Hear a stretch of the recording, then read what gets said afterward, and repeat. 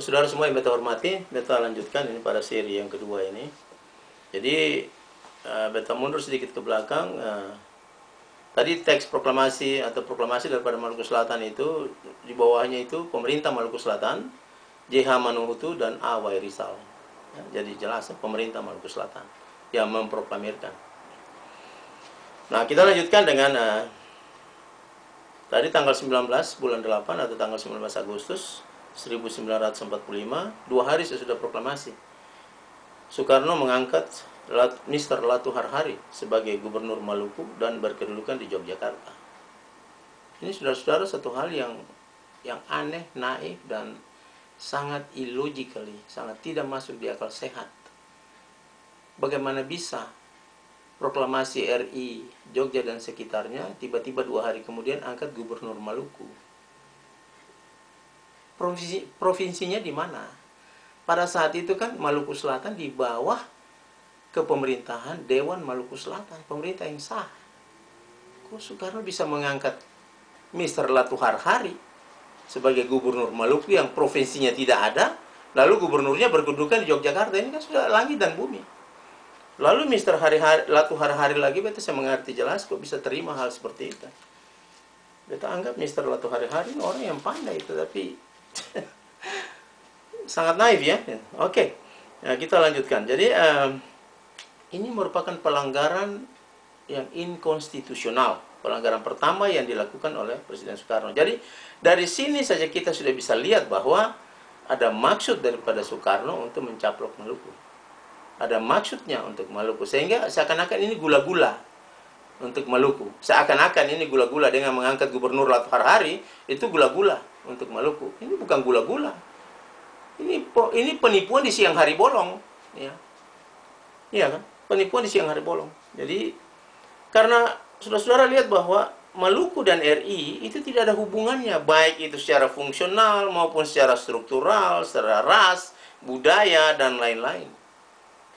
Selanjutnya Maluku berada di bawah kontrol Dewan Maluku Selatan sebagai pemerintah otonom yang bertanggung jawab kepada pemerintah Belanda, saudara. Oke, kita lanjutkan. Catat ini pelanggaran yang pertama dilakukan oleh Soekarno. Dan ini dijadikan oleh orang-orang Maluku yang saya tahu dan dapat pengetahuan dari mana, provinsi yang ke-8. Dasarnya ini. Kapan itu provinsi yang ke-8? 2 hari sebelumnya kok tiba-tiba provinsi yang ke-8? Di mana dia punya surat keputusan? Oke, kita lanjutkan. Pada tanggal 10 bulan Februari tahun 1946, beberapa bulan sesudah itu, terjadi atau ada pertemuan di Belanda, di kotanya itu Hoofdvluwe itu. Di dalam pertemuan ini Republik Indonesia dan dia punya wakil-wakil, Soekarno, Hatta dan sebagainya yang ada di situ, untuk meminta kepada Belanda sebagai negara yang menjajah seluruh wilayah Kepulauan Hindia, untuk seluruh wilayah jajahan itu diberikan kepada Republik Indonesia. Saudara, ini minta bara yang yang memang aneh bin ajaib, sangat. Kita sendiri kadang-kadang tidak mengerti apa, tapi ya itulah fakta dan kenyataannya. Jadi kalau ketemu bilang galojo, orang mau bilang galojo, ini rakus ini. Ya, sudah proklamasi Indonesia, Republik Jogja dan sekitarnya, tapi masih mau galojo orang lain punya. Ini kan inilah sifat orang Jawa ini. Kita bicara terus terang di sini supaya semua orang tahu. Ya. Ini sifat Jawa. Ini dia ini. Dia dominated overall. Dia mau kuasai kita orang semua di Indonesia. Dan memang terbukti sampai sekarang dia kuasai kita. Nah, kita orang juga bodoh. Dari seluruh daerah bodoh. Saya mau bilang di sini, sangat goblok. Sumatera bodoh, Sulawesi bodoh, Kalimantan bodoh, Maluku bodoh, Irian bodoh. Kenapa kita tidak bersatu semua lawan dia? Mari kita bersatu semua lawan dia. Dia tidak punya kekuatan kalau kita punya persatuan, saudara.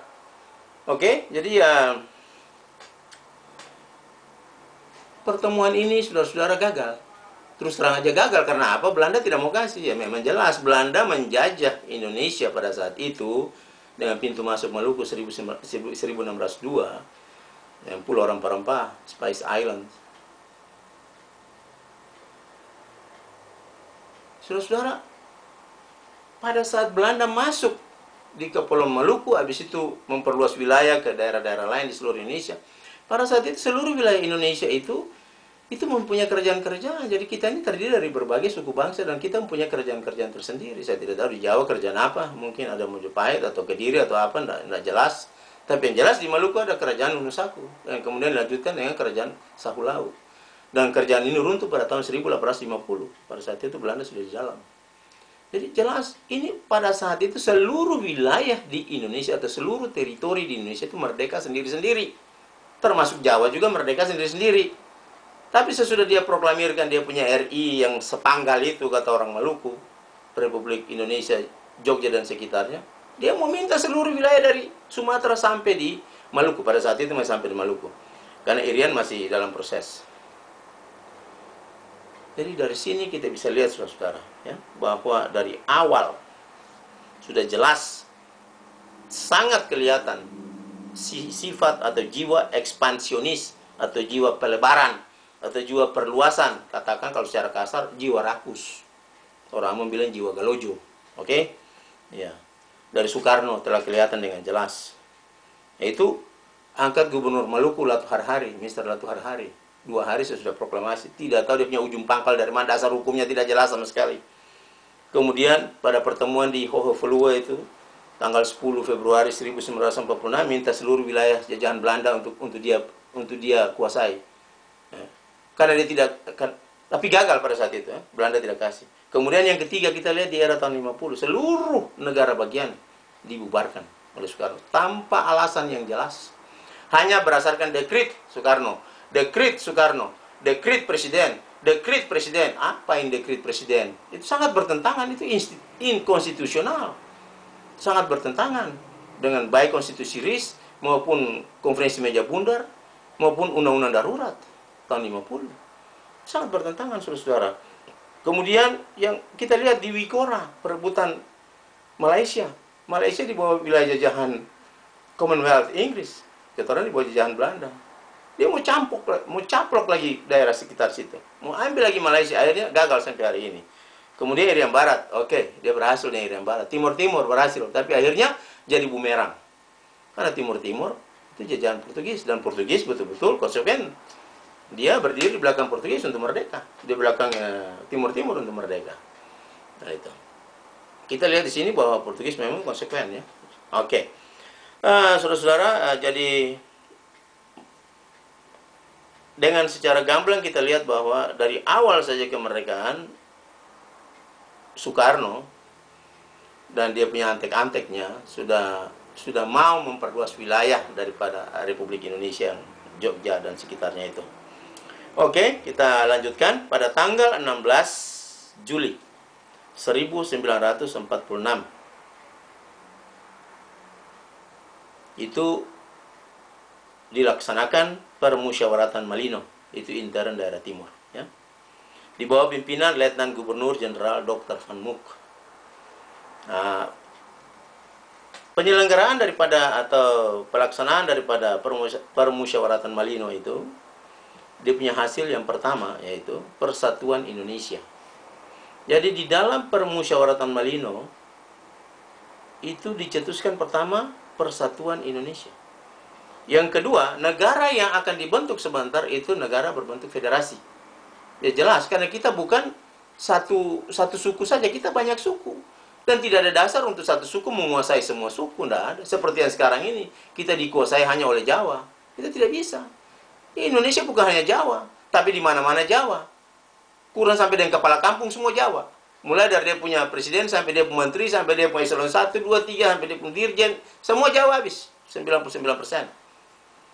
Ini sudah kelewatan, keterlaluan ini. Oke. Jadi yang ketiga, hubungan antar Indonesia dan Belanda atas dasar kerelaan dan persamaan. Dan yang keempat, self-determinasi. Self-determinasi artinya penentuan nasib sendiri.